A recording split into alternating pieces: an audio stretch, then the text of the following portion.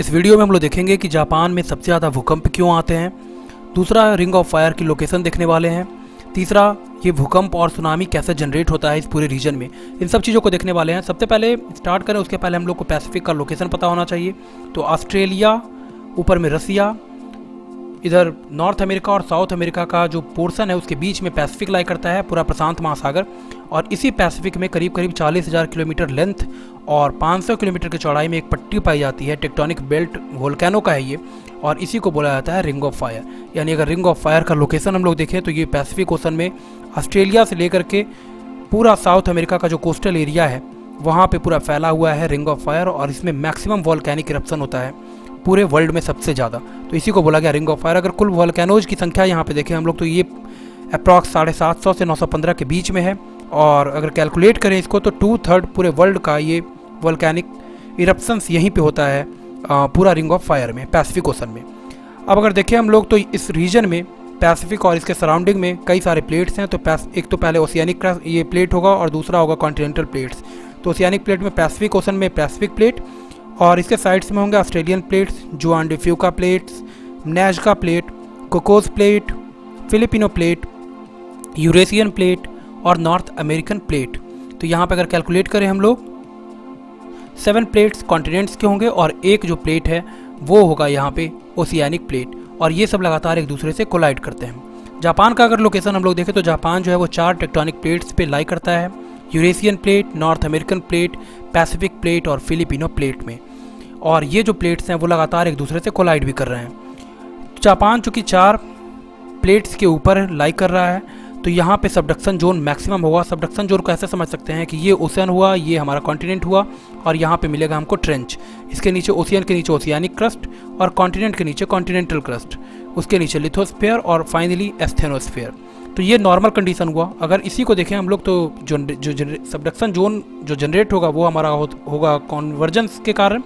जो oceanic crust और continental crust एक दूसरे से मिलते हैं और कन्वर्जेंट वहाँ पे होंगे, वहीं पे हमारा जो जोन क्रिएट होगा उसी को बोला जाता है सबडक्शन जोन।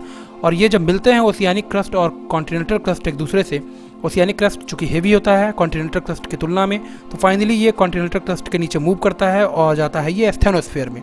एस्थेनोस्फीयर में जाने के बाद यहाँ पे हीट मिलेगा इसको, हीट और प्रेशर के कारण जो रॉक्स है वो कन्वर्ट हो जाएगा मैग्मा में, और फाइनली यहाँ से ये ऊपर की तरफ मूव करेगा गैसेस के रूप में, और फाइनली ये जाकर के ब्रस्ट करेगा ऊपर में और वोल्केनो का निर्माण करवाएगा।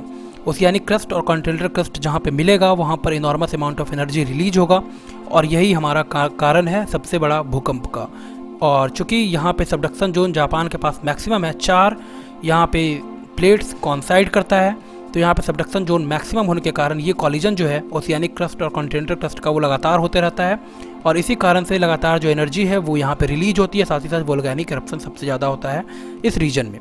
नेक्स्ट आगे अगर मूव करें हम लोग तो ये जो प्लेट्स हैं वो लगातार एक दूसरे की तरफ मूव कर रहे हैं। और अगर हम लोग देखें इसको तो अगर एक आंकड़ा अगर निकल के आया है जिसमें ये कहा गया है कि ये जो पैसिफिक प्लेट है वो करीब करीब लगातार जो है वो क्रिप कर रहा है, स्लिप कर रहा है, जॉल्ट कर रहा है, और पैसिफिक प्लेट जो है वो नॉर्थ अमेरिकन प्लेट के नीचे करीब करीब 80 से 100 mm एक साल में खिसक जा रहा है। तो ये जो मूवमेंट है वो लगातार हो रहा है और वो इनॉर्मस अमाउंट ऑफ एनर्जी जो है वो जनरेट कर रहा है लगातार। साथ ही साथ यही कारण है पूरा भूकंप और सुनामी का इस रीजन में।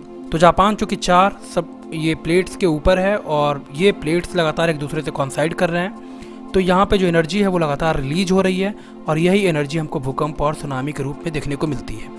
तो प्रेशर जो बिल्ड होगा वो कभी कभी एक बार में नहीं निकलता है, और ये कभी कभी क्या होता है कि बार बार निकलता है। तो भूकंप एक बार तो कसके आएगा, और उसके बाद क्या होता है कि वो आफ्टर शॉक्स के रूप में वो एनर्जी धीरे धीरे रिलीज होती है।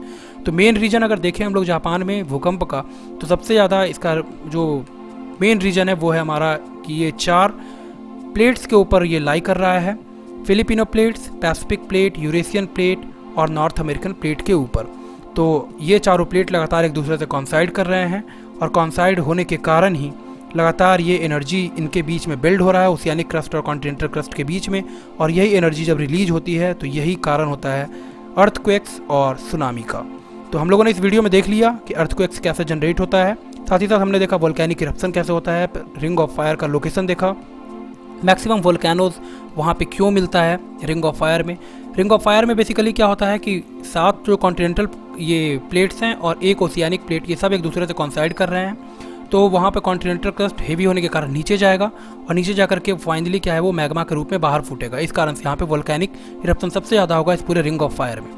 और हम लोगों ने ये भी देख लिया कि जापान में मैक्सिमम भूकंप क्यों आते हैं। सबडक्शन जोन चूंकि वहाँ पे सबसे ज़्यादा है, 4 प्लेट्स कॉन्साइड कर रहा है, तो रिलीज जो है एनर्जी वो लगातार वहाँ से हो रहा है। इस कारण से जापान में लगातार भूकंप आते हैं। उम्मीद करता हूँ वीडियो आपके लिए हेल्पफुल होगा। इस तरह के और वीडियोज़ के लिए हमसे जुड़िए, हमारे चैनल को सब्सक्राइब कीजिए। धन्यवाद।